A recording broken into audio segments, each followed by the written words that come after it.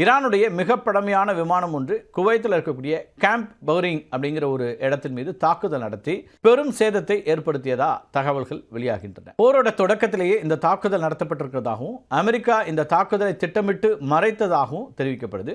நவீன தொழில்நுட்பமோ ரெடாரிலிருந்து தப்பக்கூடிய ஸ்டெல்த் வசதியோ இல்லாத சோவியத் பனிப்போர் காலத்தை சார்ந்த நார்த்ராப் F-5 ரக போர் விமானத்தை ஈரான் பயன்படுத்தி தாக்குதல் நடத்தியது அப்படிங்கிறது இப்போ அம்பலமாகியிருக்கு. இந்த F-5 விமானம் இருக்கு இல்லையா, இது மிக குறைந்த உயரத்தில் பறந்து வந்ததுனால அமெரிக்காவுடைய ரெடார் மற்றும் வான் பாதுகாப்பு அமைப்புகளுடைய பார்வையிலிருந்து தப்பிச்சதா சொல்லப்படுது. ஏவுகணைகள் மற்றும் ட்ரோன்கள் மூலமாக ஒரே நேரத்தில் தாக்குதல்கள் நடத்தப்பட்டதுனால அமெரிக்காவுடைய வான் பாதுகாப்பு அமைப்புகள் அது மட்டும் இல்லாமல் ரெடார் கவனம் திசை திருப்பியதை ஈரான் பயன்படுத்திக்கிச்சு. அமெரிக்க தரப்பு இந்த சேதங்களை பற்றி வெளிப்படையாக பேசலை அப்படின்னாலும் அமெரிக்கன் என்டர்பிரைசஸ் இன்ஸ்டிடியூட் அது மட்டும் இல்லாமல் பாதுகாப்புத்துறையினுடைய தகவல் படி அமெரிக்காவுடைய இராணுவ தளவாடங்கள், ஃப்ளைட் ஹேங்கர்ஸ், சேமிப்பு கிடங்குகள், தகவல் தொடர்பு சாதனங்கள் அது மட்டும் இல்லாமல் ரெடார் அமைப்புகள்லாம் கடுமையாக சேதமடைஞ்சிருக்கிறதா சொல்லப்படுது. பல ஆண்டுகளுக்கு பிறகு எதிரி நாட்டினுடைய மனிதனால் இயக்கப்படக்கூடிய போர் விமானம் ஒன்று அமெரிக்காவுடைய முக்கியமான இராணுவ தளம் மீது வெற்றிகரமாக குண்டு வீசிய சம்பவம் அப்படின்னு இதை குறிப்பிட்றாங்க. ரெடாரில் சிக்கக்கூடிய அதிநவீன ஆயுதங்களுக்கு பதிலாக குறைந்த தொழில்நுட்பம் கொண்ட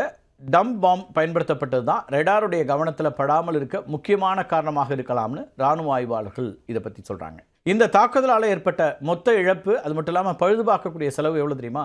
$5 பில்லியன் தாண்டும் அப்படின்னு மதிப்பிடப்படுது. இந்த நார்த்ராப் F-5 ரக போர் விமானம் 1950களுடைய பிற்பகுதியில் நார்த்ராப் நிறுவனத்தினால் உருவாக்கப்பட்ட இலகு ரக குறைந்த செலவிலான அது மட்டும் இல்லாமல் அதிக திறன் கொண்ட ஒரு சூப்பர்சானிக் போர் விமானம். அதிகபட்சமாக மேக் 1.6 வேகத்தில் பறக்கக்கூடிய திறன் கொண்டது. அமெரிக்கா இந்த விமானத்தை நட்பு நாடுகளுக்கு வழங்கவும் பயிற்சி நோக்கங்களுக்காகவும் பயன்படுத்துச்சு.